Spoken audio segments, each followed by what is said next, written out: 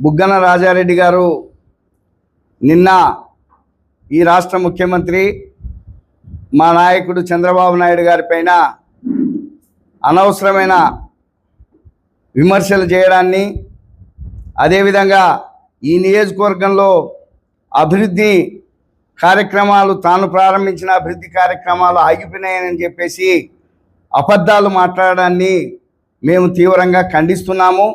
ఈ సందర్భంగా ఆయనను సూటిగా మేము ప్రశ్నించేది ఏమంటే, అయా నిండు సభలో ముఖ్యమంత్రి గారు రైతులకు పాస్బుక్లు ఇచ్చేదానికి వచ్చిన సభలో దాదాపు 10,000 మంది ఉన్న సభలో ఒక రైతు, పోదొడ్డి గ్రామానికి చెందిన రైతు, తనకు జరిగిన నష్టాన్ని, తనకు జరిగిన అన్యాయాన్ని, అది నీ ద్వారా, రాజారెడ్డి గారి ద్వారా నాకు ఇంత ఘోరమైన అన్యాయం జరిగింది, 100 సంవత్సరాల నుంచి నాకు వారసత్వంగా వచ్చే భూమిని 4.5 ఎకరా నా భార్యకు సంబంధించిన భూమిని మరి రాజారెడ్డి గారు దాన్ని ఆన్లైన్ తీసేపించి ఆయన అనుచరులకు చేయించి క్రషర్ ఫ్యాక్టరీకి ఇప్పించుకున్నాడని చెప్పేసి ఒక తీవ్రమైన ఆరోపణ చేస్తే, దానిపైన రైతు సభలో రైతుల కోసం వచ్చిన మా నాయకుడు తీవ్రంగా స్పందించి వేదిక మీద ఉన్న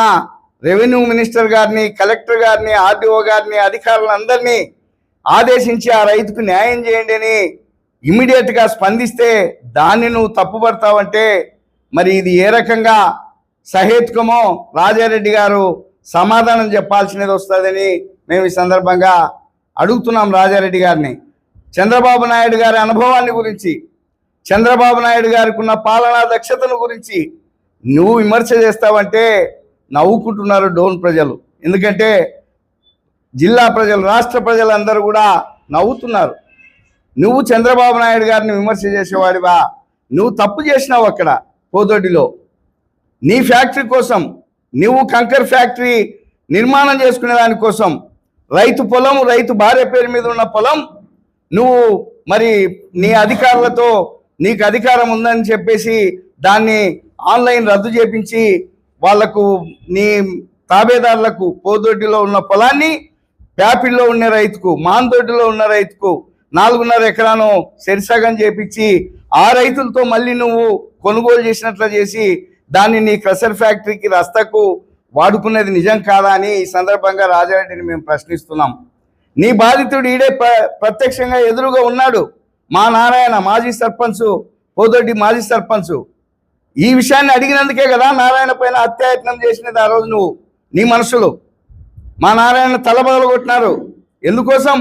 రామచంద్ర యాదవ్ భూమిని ఆక్రమించుకున్నావు నువ్వు అని చెప్పేసి, రామచంద్ర యాదవ్కు మళ్ళీ భూమి ఇవ్వాలని చెప్పేసి అక్కడ ఆ నీ ఫ్యాక్టరీ పొల్యూషన్ వల్ల పంటలు నాశనం అయిపోతున్నాయని చెప్పేసి ఒక మాజీ ప్రజాప్రతినిధిగా ప్రజల తరఫున మాట్లాడేదానికి ఆ ఫ్యాక్టరీ దగ్గరికి వస్తే నారాయణ పైన నీ గుండాలను పెట్టి దాడి చేపించి హత్యా ప్రయత్నం చేపించినది వాస్తవం కాదా?